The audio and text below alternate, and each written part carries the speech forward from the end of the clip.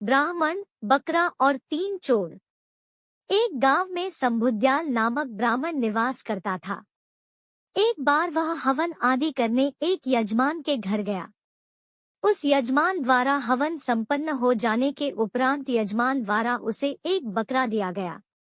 ब्राह्मण जब वहां से चलने को हुआ तो उसने बकरा अपने कंधे पर लाद लिया। बकरे को कंधे पर लादे ब्राह्मण चला जा रहा था। मार्ग में 3 ठगों ने उसे बकरे के साथ देखा तो बकरा हथियाने की योजना बनाने लगे। योजनानुसार तीनों ठग ब्राह्मण के मार्ग पर थोड़ी थोड़ी दूर में खड़े हो गए। जब ब्राह्मण पहले ठग के पास से गुजरा तो वह ठग बोला, पंडित जी, ऐसा अनर्थ तो पहली बार देखा कि एक ब्राह्मण अपने कंधे पर कुत्ता लादे ले जा रहा है। यह बात सुनकर ब्राह्मण क्रुद्ध हो गया और बोला, दिखाई नहीं देता तुझे? ये कुत्ता नहीं, बकरा है। ठग बोला, पंडित जी, ये कुत्ता ही है। यदि आपको नहीं मानना है तो मत मानो, किंतु मानने या ना मानने से वास्तविकता बदल नहीं जाएगी। ब्राह्मण आगे बढ़ा तो उसे दूसरा ठग मिला। उसने ब्राह्मण से कहा, पंडित जी, लगता है आपको ज्ञात नहीं है कि उच्च कुल के व्यक्तियों को कुत्ता अपने कंधों पर नहीं उठाना चाहिए। उसकी बात सुनकर ब्राह्मण बिदक गया और चिड़चिड़ाते हुए वहां से आगे बढ़ गया। कुछ देर बाद उसे तीसरा ठग मिला। उसने भी ब्राह्मण से वही प्रश्न पूछा, पंडित जी, अपने कंधे पर कुत्ता लादे कहाँ जा रहे हो? 3 लोगों द्वारा बकरे को कुत्ता कहने पर ब्राह्मण को उनकी बात पर विश्वास हो गया और उसे लगा कि वास्तव में उसके बकरा नहीं कुत्ता अपने कंधे पर उठाया है। इसलिए उसने बकरे को अपने कंधे से उतारकर रास्ते में ही छोड़ दिया और अपने घर चला आया। इधर तीनों ठगों ने बकरे को मारकर उसकी दावत का मजा लिया। शिक्षा, एक झूठ यदि बार बार कहा जाए तो वह सच लगने लगता है। आप सच झूठ की पहचान करने अपनी पूरी समझ का इस्तेमाल करें। स्वयं पर इतना विश्वास रखें कि कोई दूसरा आपकी मति भ्रष्ट न कर सके। कर्ज का बोझ। उन दिनों तेनालीराम की आर्थिक स्थिति ठीक नहीं चल रही थी। विवश होकर उसे महाराज कृष्णदेव राय से कर्ज लेना पड़ा। कर्ज लेते समय उसने महाराज को वचन दिया कि वह शीघ्र कर्ज चुका देगा। दिन गुजरते गए। तेनालीराम की आर्थिक स्थिति कुछ बेहतर अवश्य हुई, किंतु इतनी नहीं कि वह महाराज का कर्ज उतार सके। वह कर्ज को लेकर परेशान रहने लगा। उस परेशानी के 2 हल थे। एक कि वह किसी तरह महाराज का कर्ज उतार दे, 2 किसी तरह उसे कर्ज से मुक्ति मिल जाए।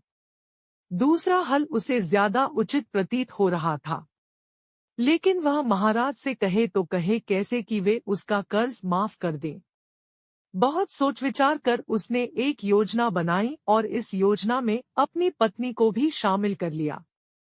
फिर एक दिन उसने अपनी पत्नी के माध्यम से महाराज को संदेश भिजवाया कि उसका स्वास्थ्य ठीक नहीं है, इसलिए वह कुछ दिन दरबार में उपस्थित नहीं हो पाएगा।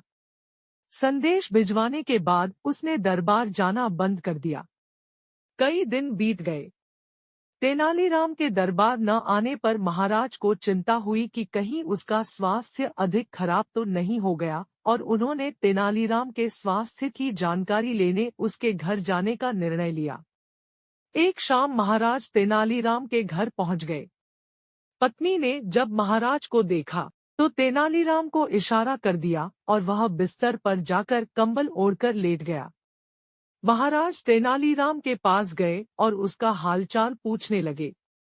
तेनालीराम तो कुछ न बोला, लेकिन पत्नी बोल पड़ी, महाराज, जब से आपसे कर्ज लिया है तब से परेशान रहते हैं। आपका कर्ज चुकाना तो चाहते हैं, लेकिन चुका नहीं पा रहे हैं। कर्ज के बोझ की चिंता इन्हें अंदर ही अंदर खाए जा रही है। इस कारण ये बीमार पड़ गए हैं। अरे, इतनी सी बात की इतनी चिंता करने की क्या आवश्यकता थी तेनालीराम? चलो, मैं तुम्हें कर्ज के बोझ से मुक्त करता हूँ। चिंता छोड़ो और स्वस्थ हो जाओ। तेनालीराम को सांत्वना देते हुए महाराज बोले। ये सुनना था कि तेनालीराम कंबल फेंक तुरंत उठ बैठा और मुस्कुराते हुए बोला, आपका बहुत बहुत धन्यवाद महाराज। तेनालीराम को स्वस्थ देख महाराज बहुत क्रोधित हुए और बोले, ये क्या तेनालीराम, तुम तो स्वस्थ हो, इसका अर्थ है कि कर्ज से मुक्त होने के लिए तुम बीमारी का बहाना कर रहे थे। तुम्हारा इतना साहस, तुम दंड के पात्र हो। तेनालीराम ने हाथ जोड़ लिए और भोलेपन से बोला, महाराज, मैंने कोई बहाना नहीं किया। मैं सच में कर्ज के बोझ से बीमार पड़ गया था, लेकिन जैसे ही आपके मुझे उस बोझ से मुक्त किया, मैं स्वस्थ हो गया। महाराज क्या कहते? तेनालीराम की चतुराई और भोलेपन के मिश्रण ने उन्हें निःशब्द कर दिया था।